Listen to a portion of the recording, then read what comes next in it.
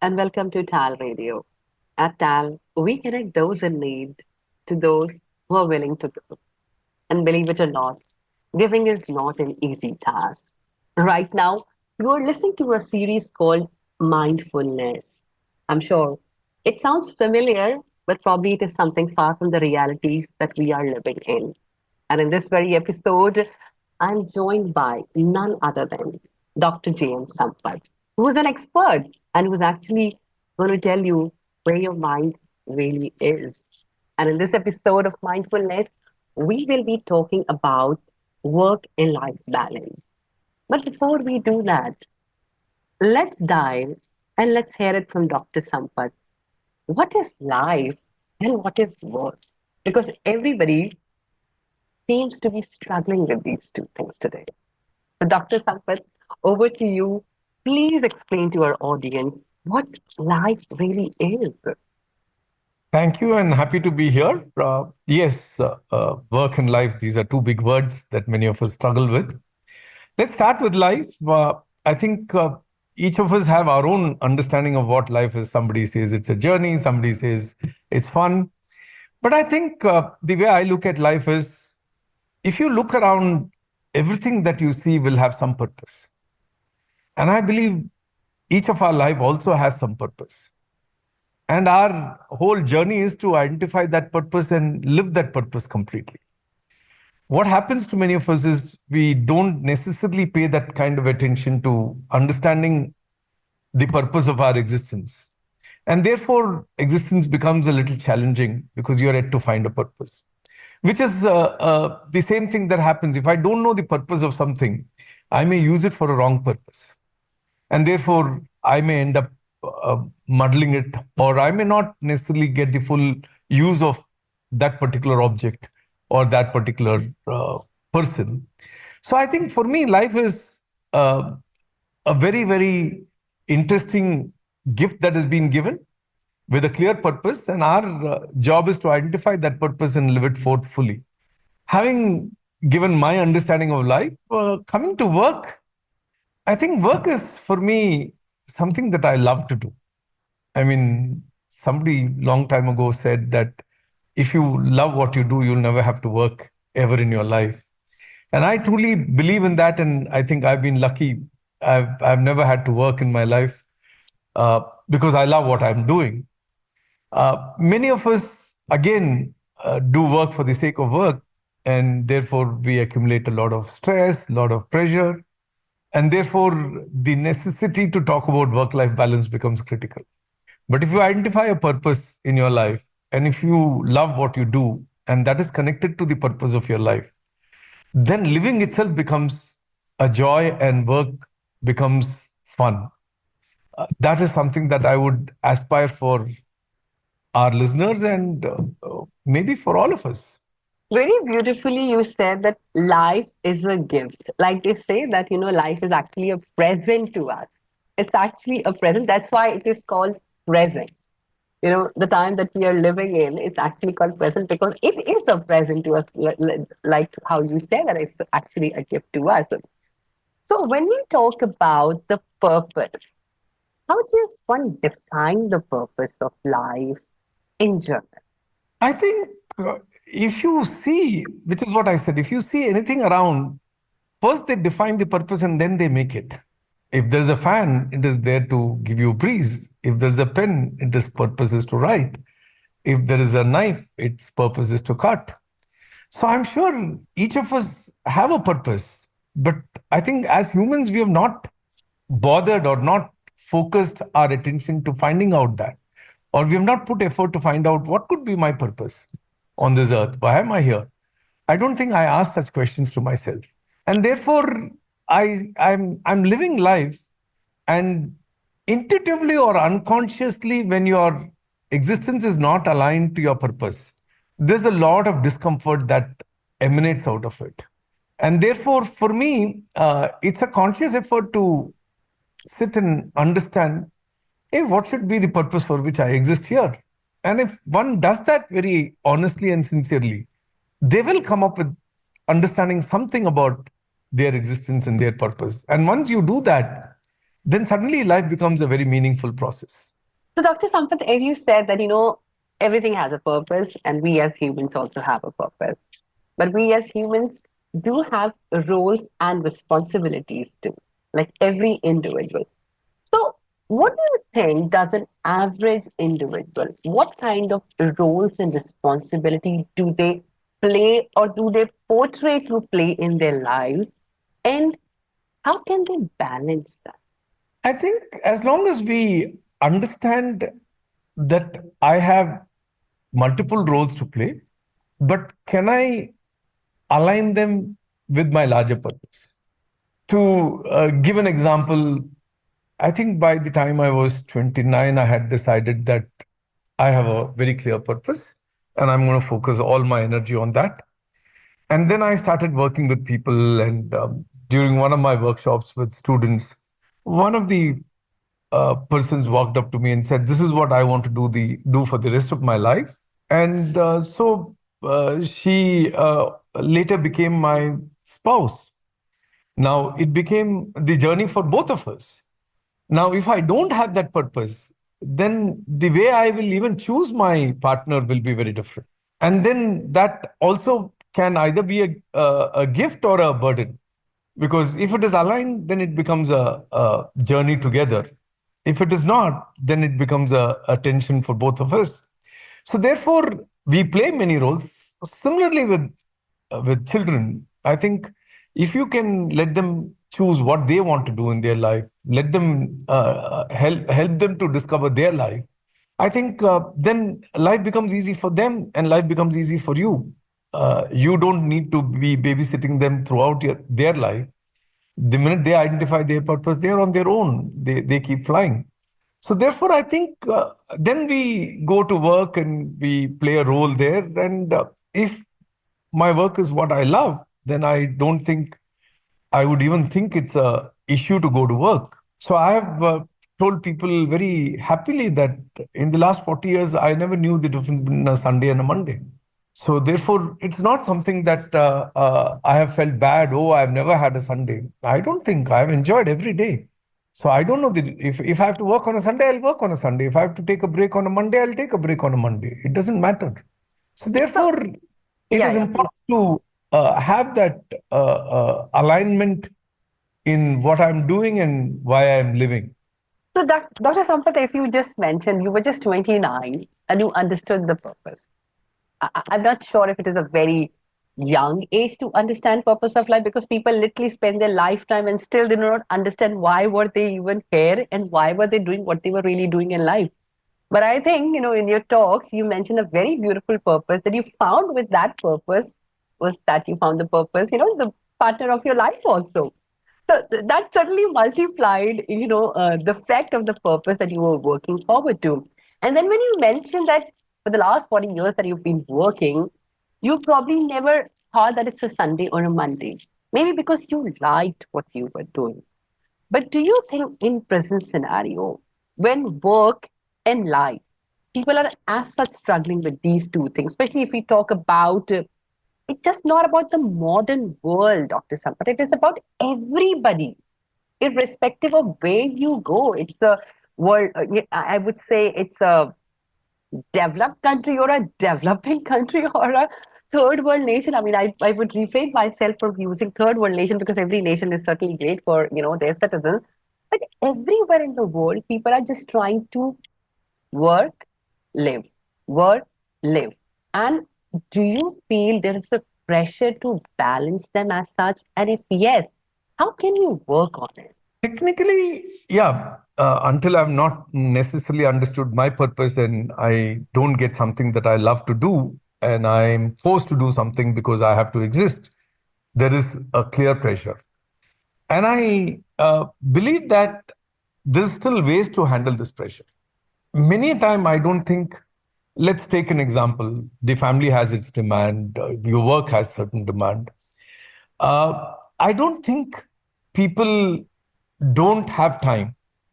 I think, or the demands are for more of your time. I think the demand is for quality of your time. If you're spending some time with your children, is that of quality? Even if it is a 5 minute, is it of quality? Or is it surely being there and your mind is somewhere, your body is somewhere, your soul, you don't even know where you lost it? Then obviously the family feels that you've not given them enough time. At work, you are not producing what you are supposed to be producing. So there is pressure building up because of that, because of your performance. But if you can be mindful and align your body, mind, and soul in whichever place you are and give your best, then obviously there will be a lot more joy and lot more balance in what you're doing. For example, if you can't find what you love, then it's good to love what you have in your hand. But the problem is, I can't find what I love and I don't want to love what I'm doing. Then there is a True. problem. Then there is a major issue, which is to me self created. It is not created by anything out there. It is created by me. And I need to be extremely aware and conscious of it's my own creation. So obviously, when you're doing something you're not very excited about, you come home, and then obviously that frustration is carried back into your home. True. The quality of the time that you spend at home is messed up, and you suddenly put all the blame on, oh, I don't have work life balance. Even if somebody gives you time to spend at home, if you're not happy, where can you spread happiness to the family? If you're not experiencing a sense of joy in what you're doing, how can you bring joy home? So I think it is important to, I'm not saying everybody should find their purpose, everybody should find a job that they love. If you can't, then love what you do, or else go and do something else that you would love. We recently were interviewing a person who is willing to take almost 60% salary cut just because he's not enjoying that job and he wants to do something that he wants to enjoy.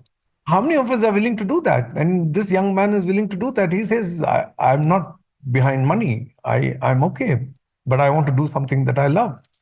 So therefore, where is one getting stuck in this vicious circle? I end up doing something I don't like. Because I'm doing something that I don't like, I don't feel good. When I don't feel good, I come home with that feeling and I share that feeling with everybody at home. And it goes into a spin. But believe it or not, Dr. Sampath, when you were talking about all this, when you were speaking about all things, there were two lines that just, I think they're going to be ingrained in my mind forever now. One is people generally do what they don't like. So do what you like or start liking what you do. Correct. There's no either ways now. It's either this or either that. And it is so amazing to see that it's on us. It's not dependent on anybody else. Our choices, when we have to choose between these two things, it's just us who decide upon these two factors. Such beautifully, you have curated this simple, very complex, not a simple thing, work-life balance. But the beautifully way that you've curated this is through these two lines. It's just magical. And I'm sure people who are listening to us right now, watching to us right now, if you have not understood, please rewind and just listen to this beautiful line. All right. So moving forward, when we talk about work-life balance, now this is one strategy that you have already told us. Either you start liking what you do or you do what you like. Accept that. How does one need to strategize or how does one need to maintain this circle that we are into? That is work, our professional life, and our personal life. How does one maintain? I think I don't see that as a big challenge. When I'm working, I'm working. When I'm at home, I'm at home. And I just need to be relevant to the context. If it's work context, I do what is expected out of me by the context and deliver that for me to be able to perform. And when I'm at home, given my context, I do what I can do and ensure that I do that to the best of my ability. I mean, there are a few years in my life that I used to travel for almost 200 days a year. I would be out of the country. And my children were young and they were just growing up. And there was I mean, when I'm home and if that morning I'm to drop one of the things that I loved doing was to drop my children to school. So one morning I was taking my daughter, I think she was hardly 7 or so, and we were having a conversation. And I was asking her, would you like a father who's 9 to 5 all the time at home when you come from school? And or would you like a dad who's making a difference to the world and he's contributing, but he's traveling extensively? She didn't even take a wink. She said, I want a dad who makes a difference. So, I mean, have we even explored with our own what is that they are expecting out of you? And to me, when I'm driving my child to the school, that 30-35 minutes, I'm 100% with my child. I'm not on a call, I'm not on anything else. If in the evening I choose to spend 10 minutes with them, I don't have the TV on, I don't have my mobile ringing, I don't have anything. I just give that quality 10 minutes with them. And that's all they want. They don't want tons of your time. They want whatever you give it 100%. And they're happy with it. So therefore, I think it is very important to know that the balance is not lost because of lack of time, resources, and so on and so on. The balance is lost because you're not in one place, mind, body, and soul. In other words, you're not being mindful to what is being asked out of you in either the work situation or the family situation or even the society situation. Wherever you are you consciously giving what is expected? Then I suppose there is a natural balance which occurs. When I don't have a balance within, I call it the internal balance, my external balance gets upset. That's very true, and especially when you specified upon, soul, body, and mind. I think it's like a trio. And when you have this trio balance, it's like your internal and external, perspective of life. Everything is it just falls into place. So, Dr. Sampath, you do see a lot of clients, people who are probably struggling to maintain this balance in their life. Could you just share a couple of challenges that people in journal as such face? Because when we talk about challenges, it may certainly differ from person to person and life, one life to another life. That is a reality. But even if you look at it from a helicopter view, well, they would be interconnected because, as we say, there are two spheres of life, personal and professional. So, irrespective of what jobs you are into it, what kind of personal life you're having, there will be a certain connection in all the people that you must be basically, talking to. So, what kind of challenges do generally people face, when they have to literally balance life and work together? Like you have been able to figure it out so well. You're a doctor in this field. But for people like me and so many of, listening to you right now, what would that be? I think if I'm to give you at an essence level what that could be, to me, it is unwilling to own up one's own share in the problem. I think most of the time, the problem or the conflicts I face is because of others. I'll give you a very real life example. The first boss that I worked with, I used to have a lot of fights with him. And fortunately for me, I was already introduced to meditation. I was quite aware of human processes. So when I looked around, there were people who could get along with him. And there were some of us who couldn't get along with him. One evening when I was sitting and saying, hey, look, some people can get along with him and some cannot. If he is a problem, everybody should have had a problem with him. The very fact that some have and some don't have means I also have a share in this problem with him. What is my share? And after a lot of reflection and thinking, the answer I got was my values don't match with his values. So then I started asking if values are at the source of human conflict, what's the work that's being done in this space? Now, when we talk about wanting to have work-life balance, we have not even sat and asked ourselves, what is that we value the most in our life? And what are we willing to give for those values? And are we willing to do whatever it takes to live up to those values? I don't think. So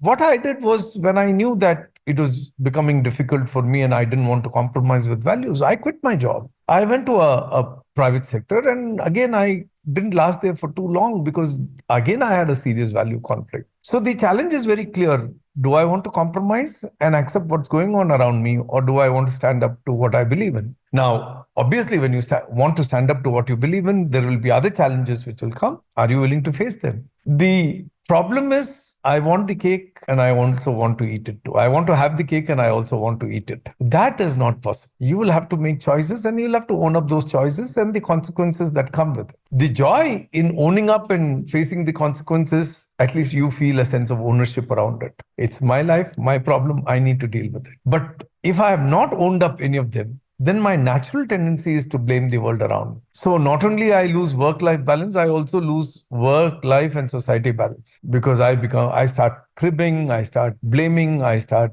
saying nothing is right here. It's just that my own frame of mind that makes me see everything as not being okay because deep within maybe I'm myself not okay. That's very true, actually. Deep within myself, maybe I am not okay. And maybe, we as individuals do have a lot of internal conflicts. And especially when we talk about our personal and professional life, there's always a conflict. And I'm sure there are a lot of people in this world who are really going through is how to prioritize, how to compartmentalize these aspects of our life. Both the of our life are equally important. If one is giving happiness and joy and a sense of social security, the other is giving monetary benefits. So we just cannot ignore either of the sphere of our life. But how does one prioritize that, okay, I'm back from office now, and that's it? How does one literally say no to the office then and just say yes to the home? Or maybe when you are at office, you are at work, how does one say no to the thoughts about house, what is happening and all those things, especially if I talk about, being a mother. That's another challenge that, women face. And maybe we'll talk about it some other time because that's a very huge topic in itself. So, how does one literally put those boundaries practically, like what to prioritize in work and in life? Like in professional and in personal? I think I would want to look at it from a very different perspective than prioritizing. I think I need to learn to be where I am and be fully available there and do what needs to be done. The challenge for me is, imagine if you are at work and there is an emergency at home, you have to handle it. You cannot say, this is my work time and I can't take a call from home. Or if you are at home and there is an emergency at work, you will have to handle that. There is no two way about it. Right now we are doing this call at 8 and 8 to 9, and I have another call between 9 and 9:30. It doesn't matter really. I'm enjoying doing what I'm doing, and I'm fine with that. And I was having a conversation with Dr. Kalpana just before this call, and I said I'm going into a call now.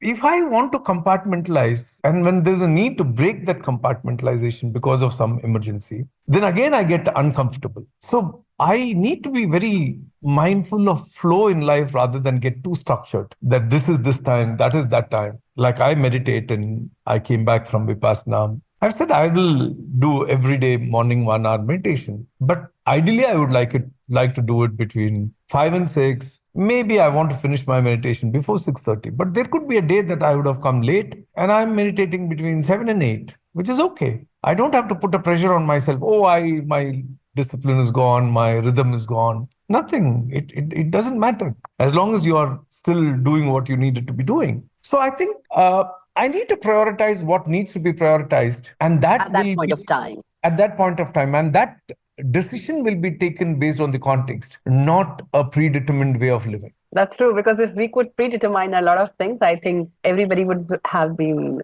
having a fantastic life. Nobody would be struggling with any issues in their life. So moving on, when we talk about life, it is a certainly set of people that we, grow up with. There are friends, there are family, there are colleagues. What in your thoughts, like what kind of role does a family or, friend or peer group, your colleagues, what kind of role do they play in helping us maintain, or maybe as an individual, to maintain this balance? Is there a role for them as such in our lives? I think I have a broader definition of family. To me, family are those that are aligned with a larger purpose and who stand by each other. So therefore, when we have a large circle of friends, they stand by you when you need them the most. So therefore, if I'm not able to pitch in, somebody else pitches in and takes care of what needs to be taken care of. So that gives a peace of mind, because I know that I can rely on this person and I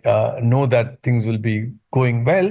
So therefore, they do help me in balancing my work and life. At another level, I think it is also a space where you have certain degree of comfort to be yourself. I think every time I get an opportunity to be myself and to just do what I need to do, there is a great degree of comfort that comes in, and a great degree of joy that comes along with that comfort. The challenge for me is when I think I'm doing something which I don't want to do, then there is a issue. So many of us, I mean, I'm somebody who has not put a structure around time. I've not put structure around food. I've not put structure around when I will do what. That allows me to just be available in that moment to do what is required rather The than flexibility, basically, yeah. which we all should have. So that has helped me in my travel.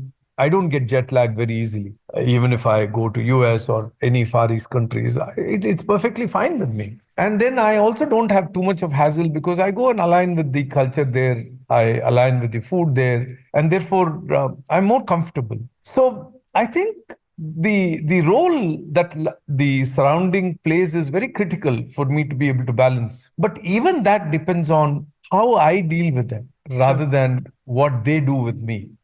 You get what you give. So if I stand by them, they will stand by me. If I pitch in for them, they will pitch in for me. It's about it's a very I mean, off late I've also realized that it's important to invest in building relationships. So I somebody was to come to see me. They had come from US and they couldn't make it because they had a medical emergency. They had to be grounded. So I just booked a flight, went, saw them, came back. It's my choice. That's nice. Instead of saying that, oh, they were to come, they didn't come, all that Yeah. thing. You want to Getting say, the egos in between. I mean, True, on a lighter note, I would say that. So, Dr. Sampath, in today's life, I would say that everybody has an excuse for everything, and everybody is struggling to maintain this balance when it comes to work and life. So, what is the advice that you would like to give, not just to the people listening to us today, right now, at any time, at any point in life, people just happen to tune into, Tal Radio or maybe watch us on YouTube sometime. So, what is that advice that you would like to give them? I don't know if it is an advice, but I will invite everyone to look at themselves. Life is balanced. Where all am I creating imbalance? What are some of the things that I do which is creating this imbalance? That is something that I will have to start observing very, very carefully. And if I can change them, then I will be able to deal with situations much more effectively. And I think that I need to be extremely mindful to do what is required. Many a time, be it family, be it at work, I think everything that is in control of me should be an extension of me. That is something which definitely causes a lot of pressure for people, not just self, but for those around. When my daughter said at the end of first year of her graduation, she said, if this is education, I've already lost interest in it. I only asked her, what is that you want to do? And she said, look, I love psychology. I love music. I want to do music therapy. I said, I don't know anything about it, but let me know what is available. And she had done her homework.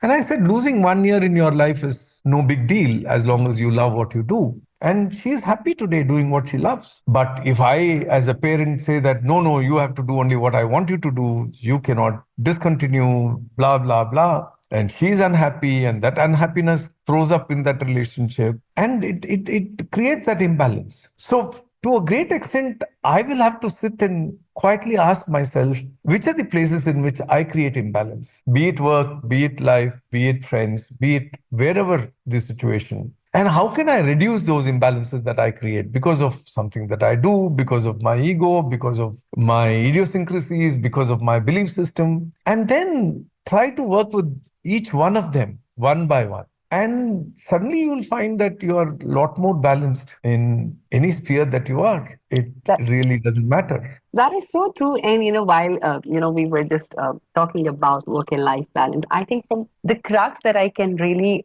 draw from our conversation today is that everything depends upon us. Everything depends upon us and how flexible we are in life. It is not about rigidity. It is not about following that particular routine that somebody has set. Maybe it is good for them. Maybe it is not good for us. So let's just change it. There's no hard and fast rules in life to make it perfect. It's just us who can do that. So that was Many, so beautiful, Dr. Sampath. And before I let you go, I have to tell you to the audience that this is not the only way that you can connect with Dr. Sampath. Mindfulness series that you're listening to right now is certainly available on TAL Radio. It's certainly available on YouTube. But there is one more very popular platform on which Dr. Sampath is way too popular. His teachings and his mantras about life and work, balance, mind, soul, body, the whole trio is very prevalent. So, Dr. Sampath, would you like to tell how can people reach out to you? certainly, before I go there, I want to conclude our conversation on work-life balance with the small quote I wrote many, many years ago for myself. I can't have a problem without my share in it. But many a time I go and ask others to deal with their share, and some of them have been very kind to deal with their share. Yet my problem is not solved because I'm yet to deal with my share. And the day I deal with my share, I will have no problem, whether others deal with their share or not. If we can keep this in mind, that at the end of the day, if I have a work life balance issue, I need to work with it somewhere deep within myself and figure out where is this coming from. Coming to the other series that we have started, this is on the Instagram handle is called The Soul Kathas, TheSoulKathas, where The we soul have, kathas, you mean to say the story of souls, kathas. yes, Yeah. yes. Oh, We have brought in bite-sized videos on various interesting dimensions of life. It's been produced well, and you can go and follow the page. It's also on YouTube. I invite you to take a look at them. We intend to produce 100 of them, and every Sunday we post one of them. So we'll be posting one coming Sunday. So I definitely invite you to take a look at the Soul Khatas. that is so beautiful. In fact, the name itself, Soul Kathas, it's like the story of the soul that Yes. probably everybody is searching for. And how I mean, I must truly compliment you for giving this beautiful name to the stories that you're trying to tell. It could be Yeah. short lived, it could be long lived, but whatever it is, these are beautiful stories that you're trying to tell and something that is so meaningful that everybody is looking forward to. So, Dr. Sampath, before I let you go, this series is going to be a little long one, and I'm sure our audience is going to ponder upon the fact till the time we come up with the next one that what is that going to be on about? So, can you just give us a little hint or a glimpse about the next I episode that we would be talking about? I think we need to explore and come up with what will be needed rather than give a lead to people. And a little bit of surprise is always good than to get them ready to be prepared for something. I also believe that it should be very what it will be to do with life and how to make our life more meaningful. But certainly, we will keep that with ourselves before we get Under on to wraps. actually having the For For sure. So let's keep it under the carpet, next under the episode. rugs as of now. So thank you so much, Dr. Sampath, for joining us on this series, the beautiful series called Mindfulness. It was a pleasure talking to you. I cannot wait to have you again back with us next week. And to all the lovely audience, thank you so much for tuning in. Thank you so much for listening in. You are listening to TAL Radio, and this is a wonderful series that you are catching us on right now. That's called Mindful. So thank you so much.